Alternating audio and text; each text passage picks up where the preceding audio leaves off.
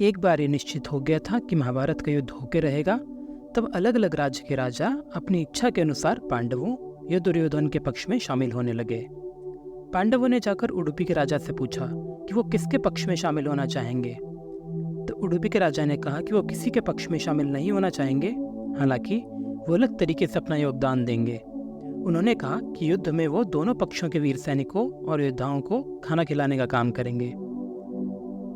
महाभारत युद्ध धर्म के नियमों के अनुसार लड़ा गया था, इसीलिए जब दिन की लड़ाई खत्म हो जाती थी तो दोनों पक्ष के सैनिक साथ बैठकर अपना भोजन करते थे। हर रोज युद्ध में हजारों वीरों की मृत्यु होती थी, पर आश्चर्य की बात तो ये थी कि उडुपी के महाराज बिल्कुल पर्याप्त मात्रा में खाना बनवाते थे। किसी तरह से उन्हें पता रहता था कि हर दिन कितने वीरों की मृत्यु होगी और वो उसी हिसाब से खाना बनवाते थे।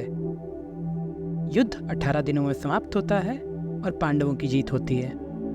और सभी लोगों की तरह महाराज युधिष्ठिर के मन में भी एक ही सवाल था कि उडुपी के महाराज बिल्कुल पर्याप्त मात्रा में खाना कैसे बनवा रहे थे। तो उन्होंने उडुपी के राजा से जाके सवाल पूछा। तब उन्होंने इस रहस्य का खुलासा किया।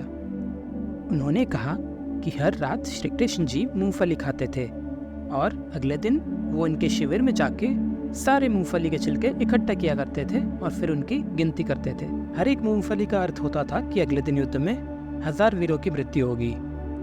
तो अगर श्री कृष्ण जी ने 10 मूंगफलियां खाई हैं तो उडुपी के महाराज ये समझ जाते थे कि अगले दिन 10,000 वीरों की मृत्यु होगी और वो फिर इसी अनुसार खाना बनवाते थे।